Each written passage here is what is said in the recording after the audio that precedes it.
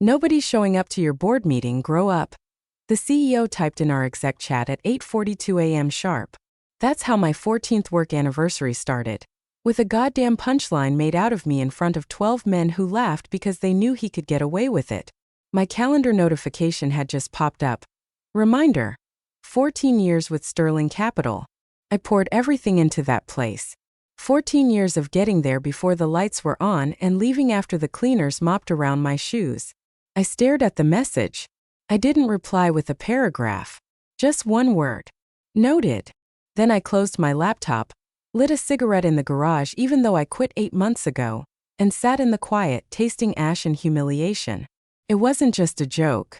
It was the culmination of 2 years of being sidelined, talked over, and passed up for promotions in favor of frat boy interns who couldn't tell a vendor account from a vending machine. I was the senior director of ops, for Christ's sake. I built their funding pipelines, negotiated every major vendor contract since 2011, and quietly rewrote half their compliance language to keep us out of SEC crosshairs. But to them I was a spreadsheet ghost. Useful when needed, disposable when not. So I sat there in the dark, the furnace clicking on behind me, and made a decision. I wasn't going to yell. I wasn't going to quit. I was going to do what I do best. I was going to plan. Hey, quick favor before I dive deeper. If this story's already got your attention, do me a solid and hit subscribe and like the video. Over 97% of folks listen without subscribing, but it's what helps this team keep these stories coming. Appreciate you. Back to the mess. That day, no one noticed I stopped responding in the chat. I wasn't important enough to miss. Which is hilarious considering I was also the one overseeing the routing approval for an upcoming $30 million internal transfer.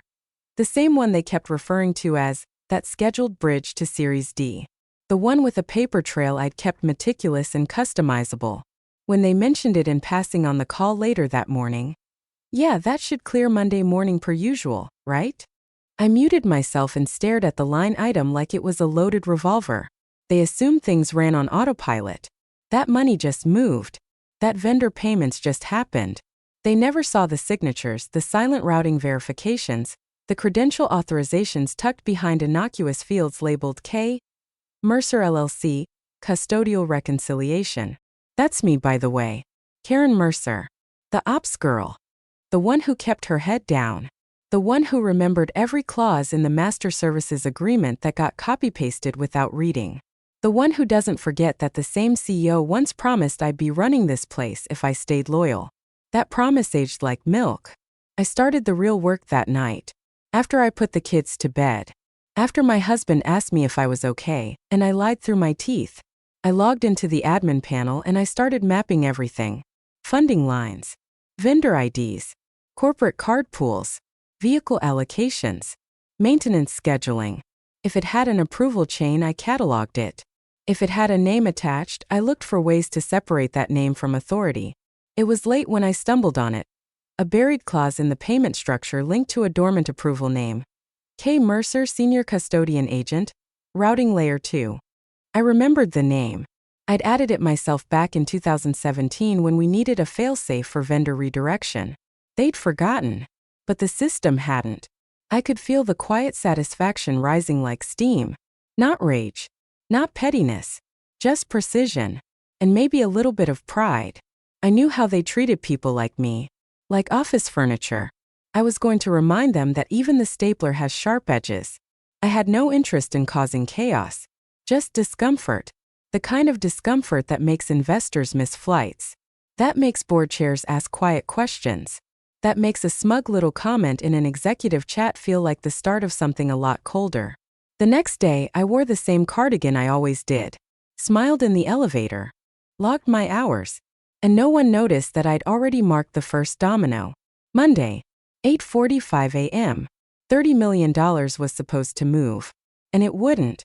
Not because I said so, but because a name on a routing path no one remembered had finally remembered itself. I didn't scream into the void. I bled my rage into spreadsheets.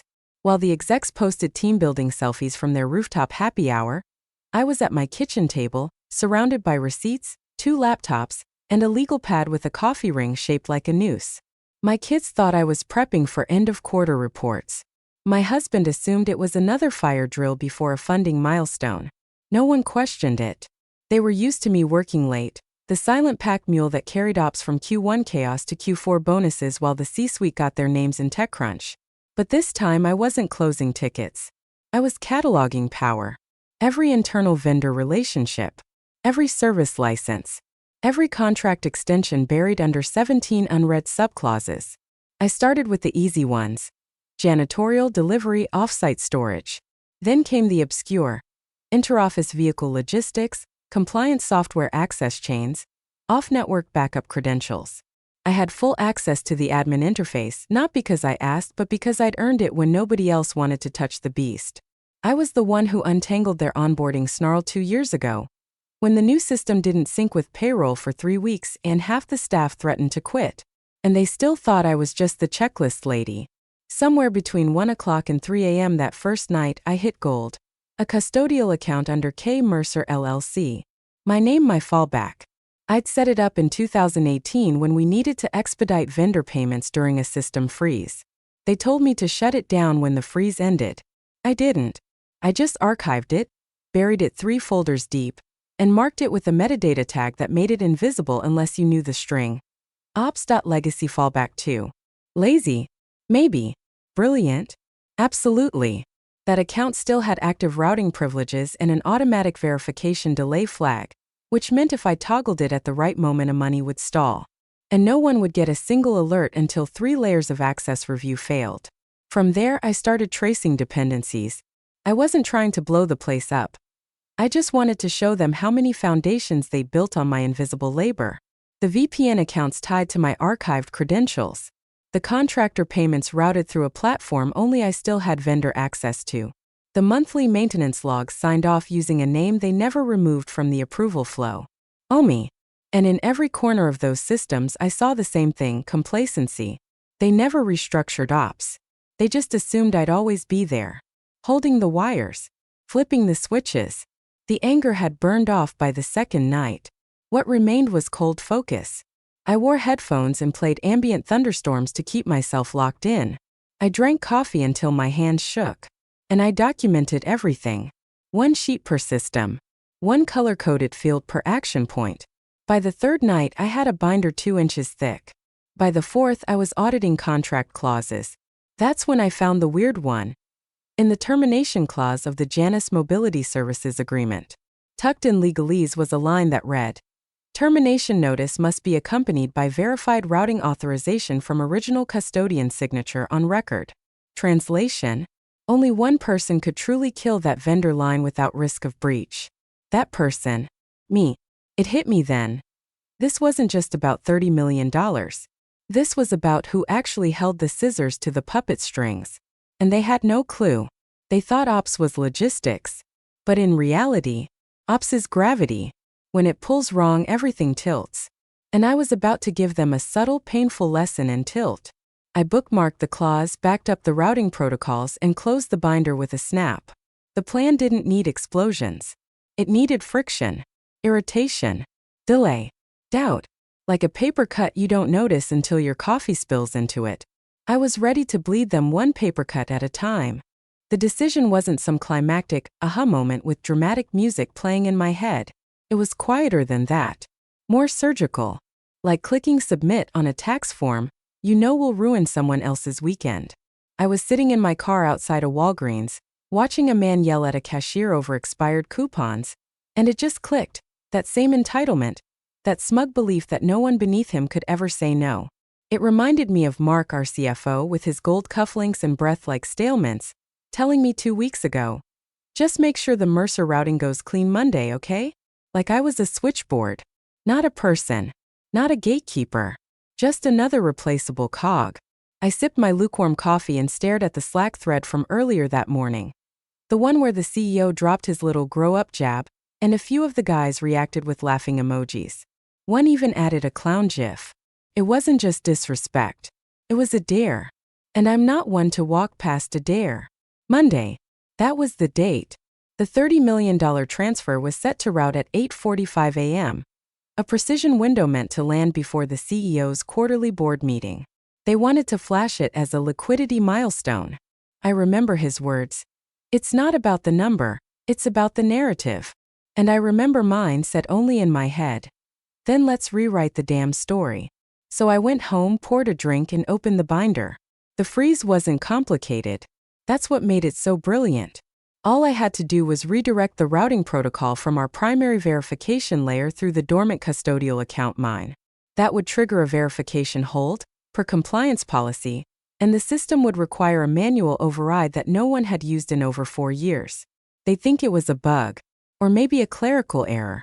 And by the time they figured it out, the board meeting would be underway, the deck would be missing its golden slide, and the narrative? Completely off script. But freezing the money wasn't enough. That's the part that surprised me, how easy it felt to go further. I reviewed the cascade map I'd sketched on night 2. Corporate card billing cycle? Syncs every Monday at 9 a.m. Company vehicle logs? Reauthorize on Monday at 7 a.m. Credentials ping an old access server I still had write permissions on. Office security badge renewals? Weekly tokens issued Sunday night.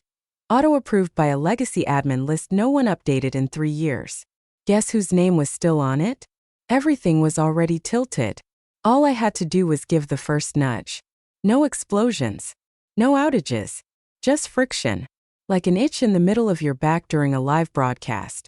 The only hesitation I had was the team. My people. The ones who kept their heads down with me.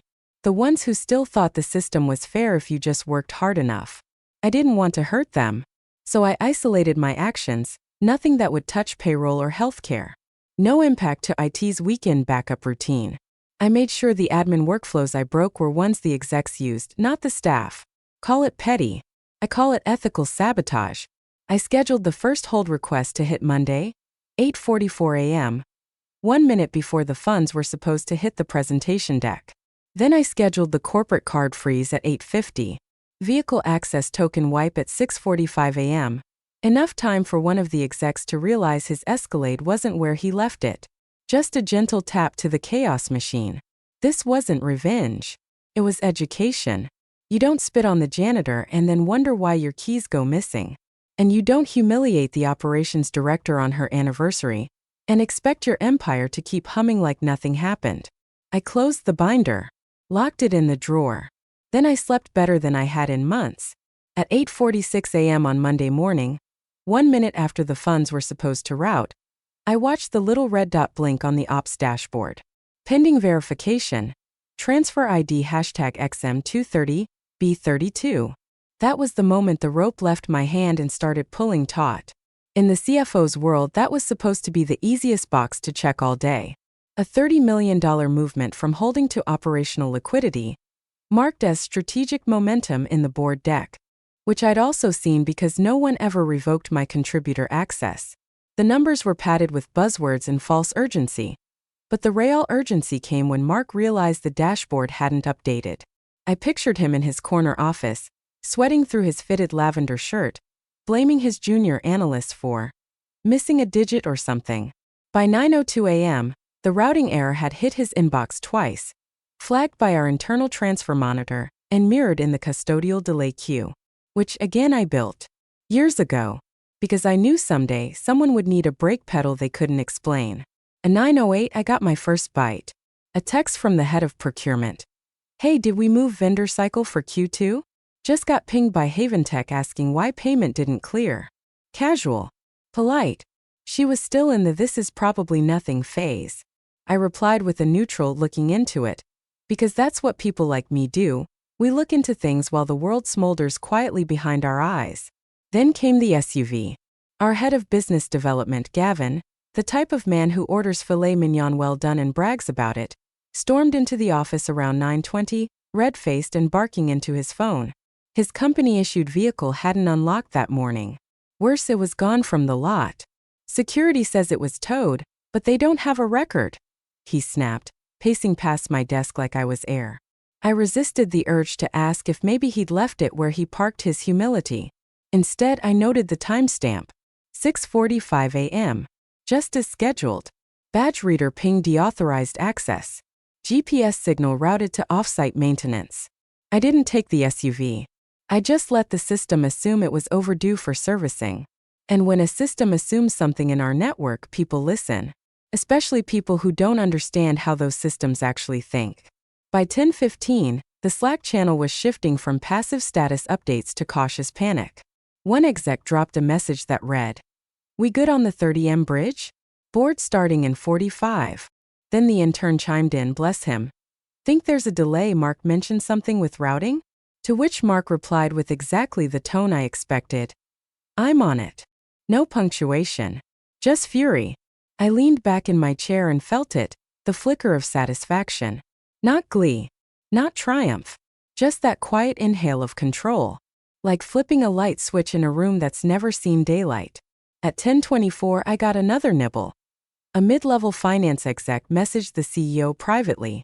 I know because his dumbass accidentally screenshotted the thread and uploaded it to the wrong Slack channel.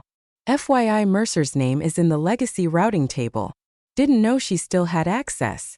Didn't know.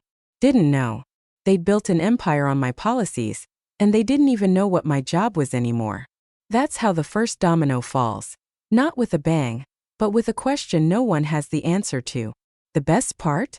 I didn't even need to respond. I just watched the feed.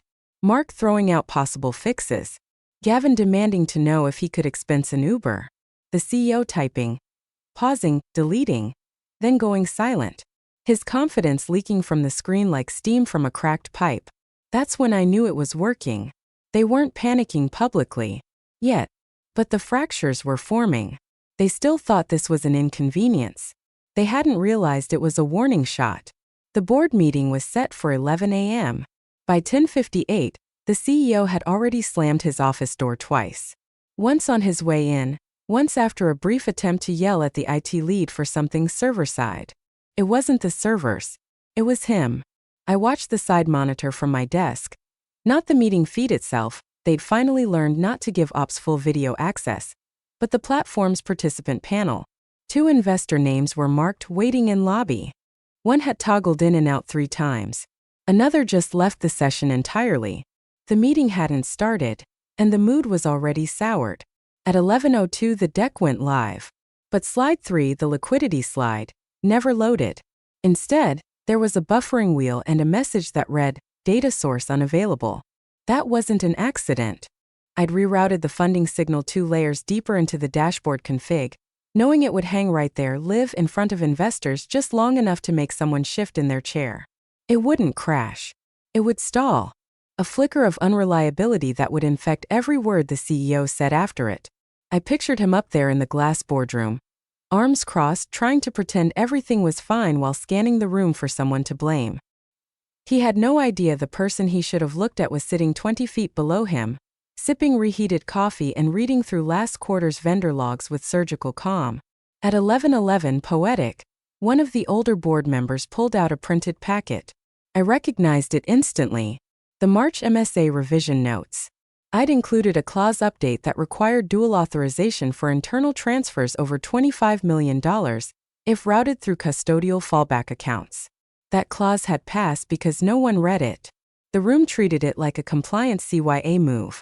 Now that board member was reading it like it was a bomb manual. By 11:14 I saw the ping in my inbox. Urgent. Can you confirm who approved transfer XM 230B32? I didn't reply. That question wasn't for me to answer. It was for them to explain. Because here's what the board was seeing. A CEO who promised $30 million would be visible. A CFO stumbling through tech excuses. A transfer held up by a clause none of them remembered approving. And a routing path with my name on the access trail. The silence in the exec Slack was deafening.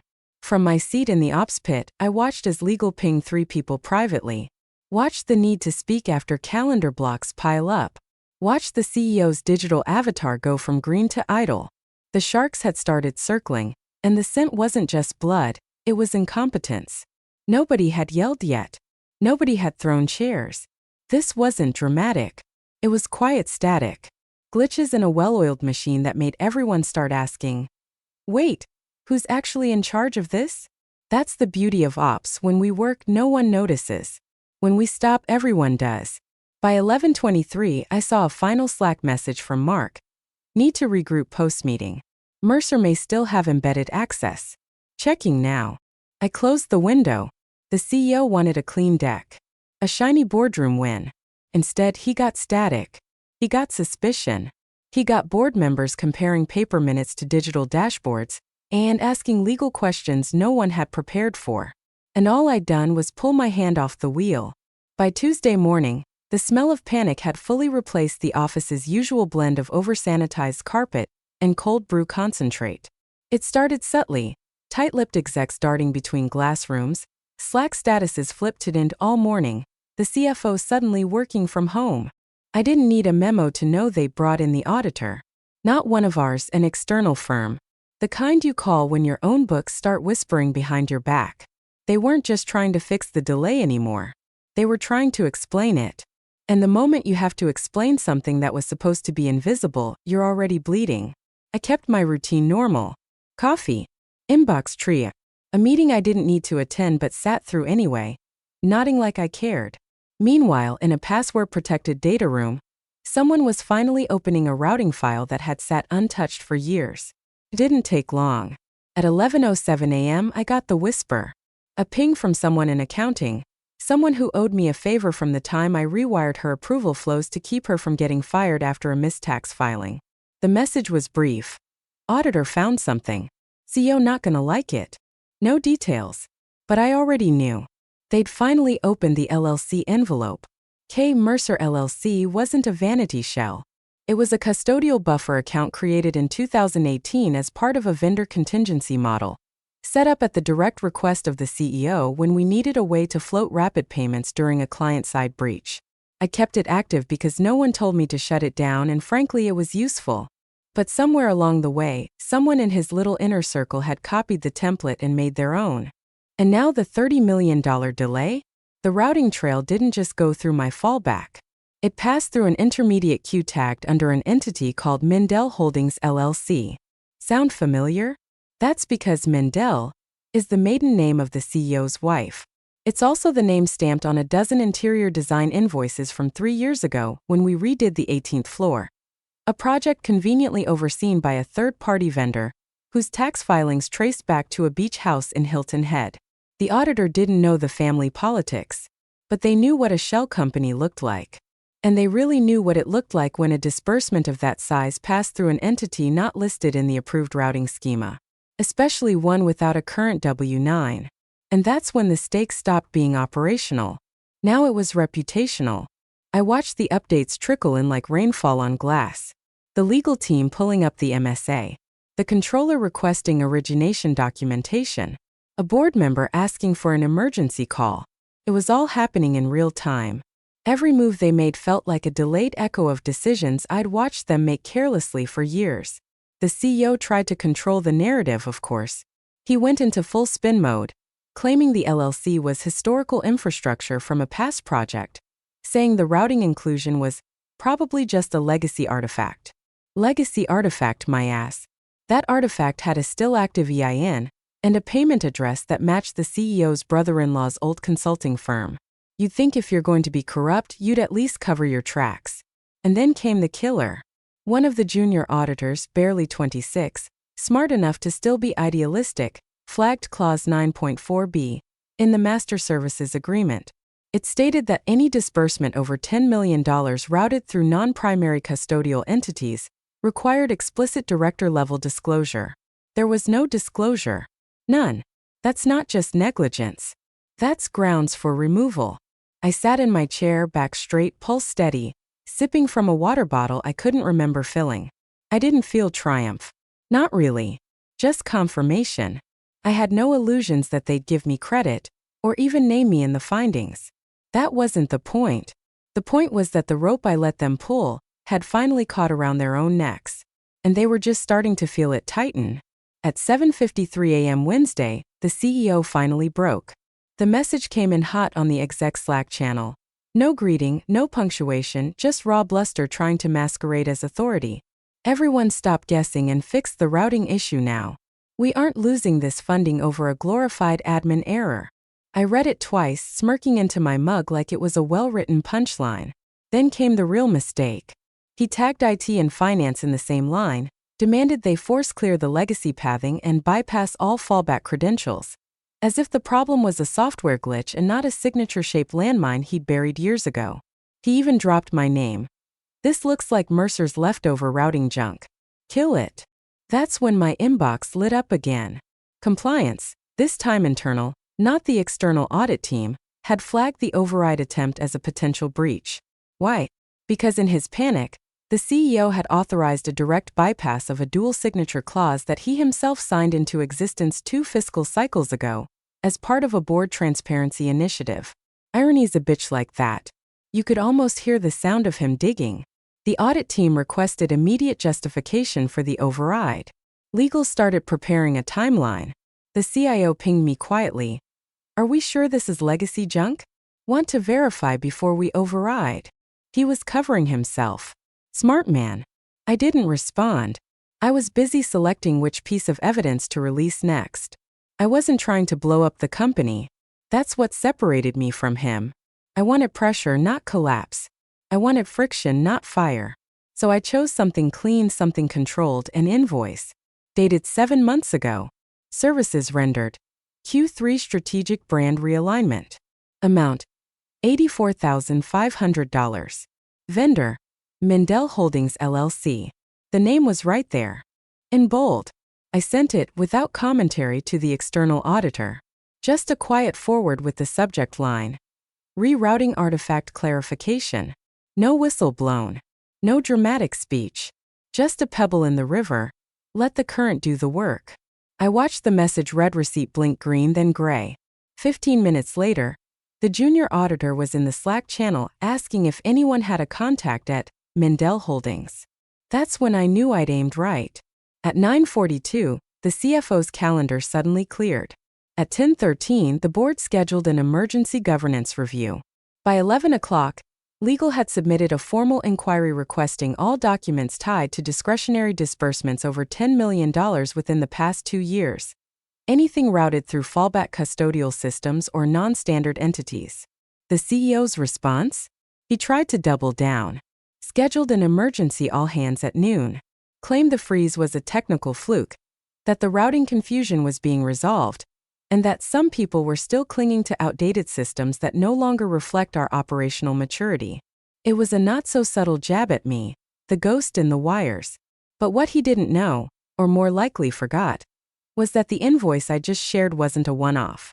It was the first breadcrumb in a trail I'd mapped out 2 years ago, when I noticed our vendor list ballooning with strategic partners who never once appeared on a single sprint plan or deliverable chain. I didn't need to raise my voice. I just needed them to keep digging. By the end of the day, the meeting invite landed in my inbox. Subject: Special Governance Review, Board Attendance Mandatory. Friday 9 a.m. Conference Room 14B. That was the moment it stopped being speculation and became prosecution. Friday, 9 a.m. Conference Room 14B. I didn't attend, of course. Ops wasn't invited to board-level governance reviews, especially not the ones prompted by financial impropriety. But I knew exactly when the meeting started because the hallway went silent. No side chatter, no footsteps, no click-clack of $800 loafers trying to look busy. Just that dense, sterile hush that settles when people realize the air is about to get cut with knives. The investors were dialed in. 2 in person. 1 remote, calling from what the receptionist whispered was some estate in Rhode Island. The door shut at 8:58, and for the next 3 hours, the company's power structure sat in a glass box and tried not to visibly crack. I stayed at my desk, monitoring nothing and everything. Slack was a ghost town. The exec thread was silent. Only one new message from the CEO, posted an hour before the meeting. I'll handle it. Keep channels clear. The kind of statement a man makes when he's just realized he can't bluff through numbers. They started with the transfer. $30 million in idle freeze. Still unresolved. The auditor laid out the path. Intended routing, failed custodial clearance, the fallback trigger that looped through not 1, but 2 LLCs, one of which, Mendel Holdings, had no standing W-9 and no verifiable operational purpose. Then came the questions. Why was that LLC in the chain? Who authorized its inclusion? And when legal asked for the original approval email, that's when the room shifted. Because the email was clean. Deliberately so. I drafted it 9 months ago, when the CEO asked for routing flexibility in case of another vendor delay. I replied with a single line.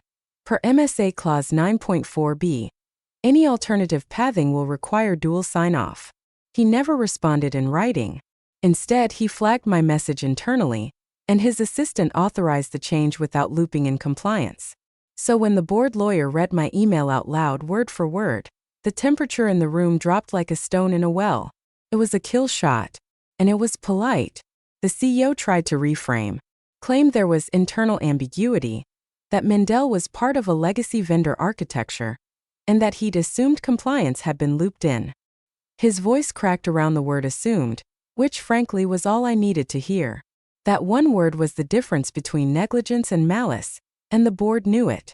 I imagined him sweating through his shirt, realizing for the first time that the board wasn't buying it, that legal wasn't nodding along, that the investors, real money not startup fluff, were watching with narrowed eyes, hearing nephew-owned LLC, and undisclosed routing and non-compliant override like ticking clocks around a stack of unfiled subpoenas. They asked to see the full ledger. Not just this transfer. Everything over $10 million routed through fallback custodials in the past 24 months. And then came the question that made the room stop breathing. Who's maintained custodial routing access since 2018? They knew the answer. They just needed to hear it out loud. Karen Mercer, the general counsel said, without looking up from her notes. No one asked why. Because the irony was already thick in the air. The same woman whose name hadn't been uttered in a single boardroom conversation in years was now the only one who'd followed the rules. The only one who had left a paper trail. The only one who'd told the truth when no one was listening. I didn't gloat. I didn't strut. I didn't even stand up. I just watched the calendar update. Review paused for private counsel. That's when I knew it wasn't a review anymore.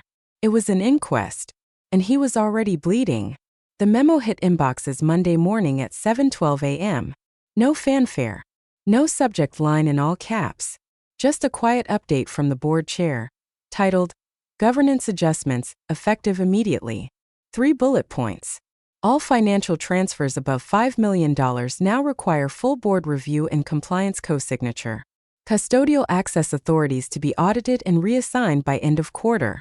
CEO to remain in position during transition period. Operational sign-off powers revoked. No one said the word demotion. They didn't have to. The next line was the dagger. Interim compliance oversight to be managed by external appointee, TBD. Which meant one thing in plain English. He's out. Not fired but neutered. I sat at my desk, same old chair, same view of the dying ficus in the hallway, and sipped my coffee. It was my work anniversary. 15 years now. No Slack balloons. No cupcakes. No exec jokes. Just the hum of silence from people who'd started realizing they'd built an empire on invisible labor they never respected. Until it bit back. I clicked open the exec chat. No one was speaking. No gifs. No grind time nonsense from Gavin. The last message was the CEO's panicked all caps from last week. Still hanging there, pathetic and yellowed like a memo on a forgotten fridge. So I typed 2 words. Lessons learned. And logged out. No one replied. I opened a fresh doc and updated my resume. Quietly added governance remediation oversight to the bullet list under Sterling Capital. Closed the file. Then I opened another. My private ledger. I'd started it 2 years ago, just names, dates, little notes about approvals that didn't smell right, vendor IDs that looped back to cousins and golf buddies. I didn't need to send it anywhere. Just needed to know it existed. The CEO didn't resign that week. He issued a realignment statement on LinkedIn about stepping back to focus on strategic vision. Tagged 2 board members like they were co-authors on his downfall. He smiled in the photo, but his hands were folded tight, like a man gripping the last of his reputation. They brought in a new compliance officer the following Monday. She had the eyes of someone who'd seen every trick twice. When she passed my desk, she didn't introduce herself. Just nodded. That was enough. I didn't expect credit. No press release was going to say, "Thank you, Karen, for saving us from ourselves." That wasn't the point. The point was that the power shifted. Quietly. Permanently. And the next time someone tried to route money through shadows and favors, they'd remember the week everything went sideways, and they'd remember my name. At 5:14 p.m., I shut my laptop, walked past the boardroom where they were already prepping next quarter's slides. I paused for a second just outside the door. Heard someone say, "Let's make sure compliance signs off before we circulate." And I smiled. No gloating. No fireworks. Just a woman, 15 years in, finally seen by the silence she left behind. I drove home in the fading light, stopped for a coffee on the way, and sat on my porch in that perfect moment before the porch light clicks on. Phone quiet. Inbox empty. And for the first time in months, I didn't feel like a ghost. I felt like gravity, still quiet, still unseen, but finally undeniable.